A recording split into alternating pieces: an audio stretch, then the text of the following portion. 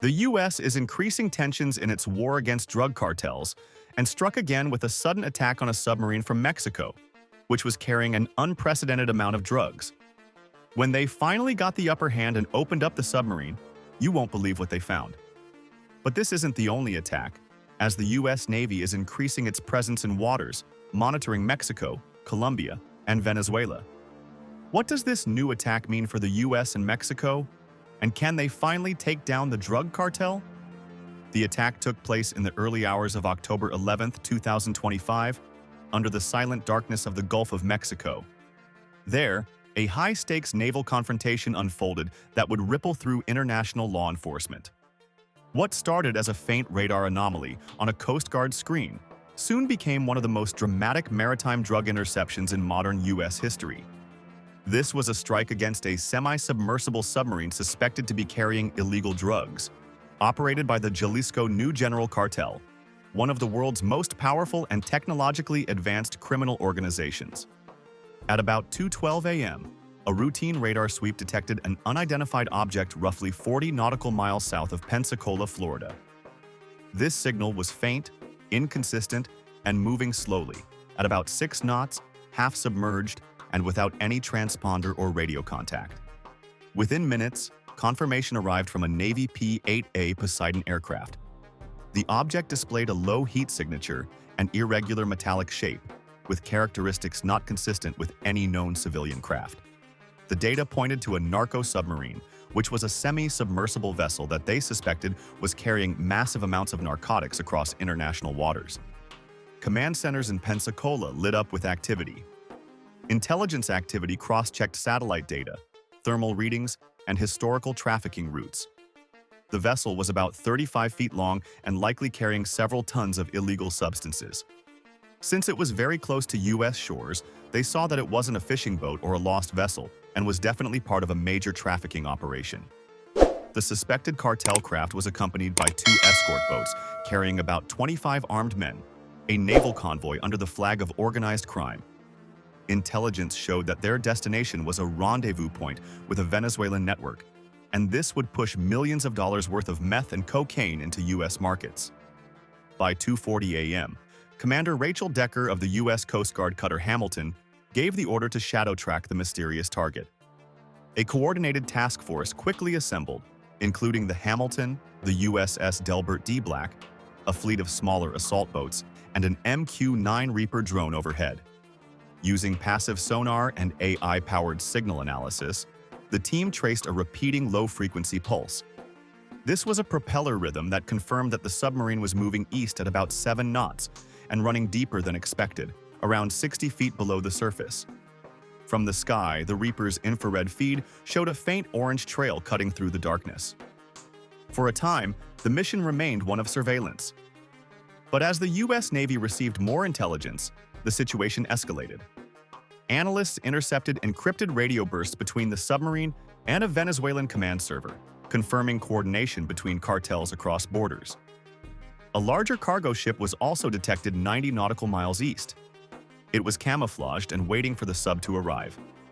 The plan of the Mexican drug cartel was to transfer the drugs from the submarine to the ship and then send this to legitimate trade routes, disguising the drugs as industrial materials. If the cartel's plans were successful, over $400 million worth of meth and cocaine would have entered circulation. At 3:52 a.m., the submarine briefly surfaced to release exhaust gases. That short window was all that the U.S. task force needed. The MQ-9 Reaper locked its targeting system on the vessel, transmitting coordinates to the ships below. Commander Decker issued the command to move into Phase Delta, the engagement phase. Engines roared to life as the Hamilton accelerated across the Gulf at 28 knots.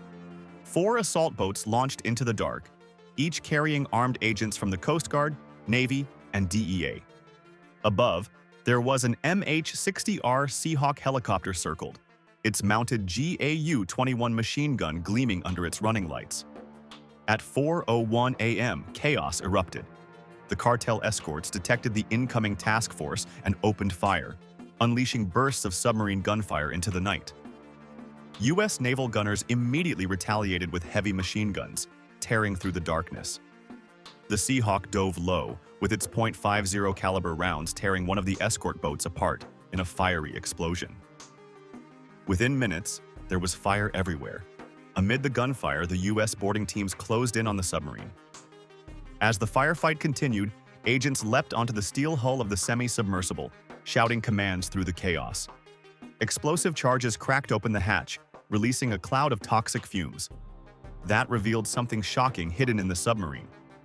Inside the dim compartment, there were sealed industrial drums, chemical residue, and hundreds of black bags packed with meth crystals and liquid cocaine.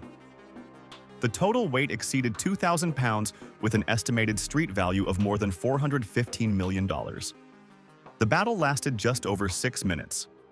When the smoke cleared, 3 cartel members were dead, 5 had been captured, and 1 U.S. sailor was wounded but alive. The submarine was now crippled and partially aflame as its billion-dollar cargo burned. Commander Decker's calm voice broke over the encrypted comms, saying, "Target located. Package secured." The captured narco sub, towed behind the Hamilton, looked like a relic from another world. Forensic teams and divers started to study its structure, and they found out that it was more technologically advanced than they thought. The hull of the submarine was coated in radar-absorbing paint, the same polymer used in stealth drones, and every bolt was wrapped in carbon fiber tape to silence sonar echoes. Beneath the deck, a lithium-ion battery array weighing nearly a ton provided power for up to 600 nautical miles of submerged travel. The batteries had markings from a Chinese manufacturer, hinting at an international supply chain. Further inspection revealed an encrypted autopilot module labeled NAV-01, connected to a satellite uplink. The data stored inside showed that there were 2 completed routes from Venezuela to Florida in the previous month, which meant that this was the 3rd successful voyage of its kind. Intelligence reports also revealed that at least a dozen similar vessels were already in production, each capable of carrying 3 tons of narcotics across the Caribbean undetected. By the time the Hamilton returned to Pensacola Naval Air Station, the full scope of the discovery had come into focus. This wasn't just an act of drug smuggling, but it was evidence of a cartel navy, an organized and technologically sophisticated maritime force rivaling the resources of small nations. The cartel had effectively built a stealth fleet, merging criminal enterprise with military engineering. Analysts estimated the network would move as much as 40 tons of narcotics per year, generating about $5 billion every year. In the hours that followed, agencies across the United States raised their alert levels to stop any further drug trafficking. The Navy increased patrol frequencies, the Coast Guard extended surveillance grids, and civilian vessels were instructed to report any low-profile craft within 200 nautical miles of U.S. shores. Although this is only one mission, it's one of the United States' efforts to dismantle Mexican drug cartels, signaling a sharper focus on transnational crime and portraying these organizations as components of a broader national security threat. In February, the U.S. classified 6 major Mexican cartels as foreign terrorist organizations, including the Jalisco New Generation Cartel that owned this drug submarine and the Sinaloa. This has opened new legal pathways for prosecutions, asset seizures, and international operations, expanding the reach of U.S. agencies beyond conventional narcotics enforcement.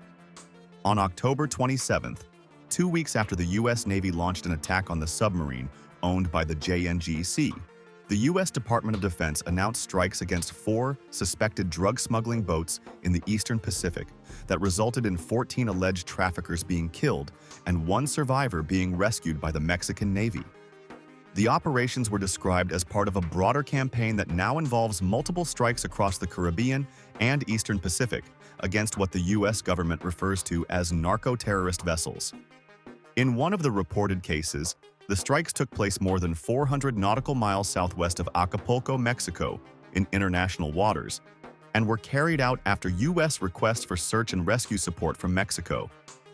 These incidents have marked a significant escalation in the war against narcotics by Trump's administration, and also reflect a shift toward direct military involvement in counter-smuggling at sea. As part of this shift, U.S. intelligence and military assets have increased their presence in Mexico and near the border. According to multiple reports, the Central Intelligence Agency, the U.S. Army and Special Forces have deployed unmanned aerial vehicles and surveillance platforms deep inside Mexican territory, sometimes accompanied by U.S. personnel. These operations are focused on locating cartel labs, disrupting smuggling networks, and collecting real-time intelligence. Meanwhile, the U.S. is also deploying economic and financial mechanisms. In May 2025, the U.S. Treasury imposed sanctions on top cartel operatives and affiliated entities involved in fuel theft and narcotics trafficking. This cuts off access to U.S.-based assets and stops U.S. persons from dealing with them. In August, there were further sanctions against the cartels Unidos and Los Viagras, adding criminal indictments and reward offers, totaling up to $26 million for cartel leaders. On the Mexican side, cooperation with the U.S. has also deepened. Mexico transferred dozens of high-ranking cartel figures to U.S. custody this year, including a group of 26 prisoners in August, showing the growing cooperation in the anti-narco effort. But the Mexican government has been resisting the U.S., demanding that the collaboration should be equal and consensual. The U.S. has also been entering the Mexican region to fight against cartels, but Mexico says that this is against its national sovereignty. As the U.S. and Mexico increase their attacks against drug cartels, cartels are responding and adapting fast. They are leveraging advanced drone technologies, diversifying revenue streams into mining, extortion and legitimate commerce, and also changing their trafficking routes. U.S. enforcement is now treating cartels less as intangible criminal gangs and more as hybrid state-like adversaries operating narcotics, arms trafficking, and terror networks. But treating these cartels as terrorist organizations can militarize the fight, infringe on Mexico's internal sovereignty, and provoke backlash or escalation from these criminals. The U.S. campaign against Mexican drug cartels in 2025 marks a major shift, with a focus on intelligence-led action and financial warfare. Now, with the latest U.S. Navy attack on the drug submarine from Mexico, the next question is whether they would finally gain the upper hand on the drug cartels. What do you think? Let's know your thoughts in the comments. Thanks for watching. Be sure to like and subscribe to stay up to date on global military events.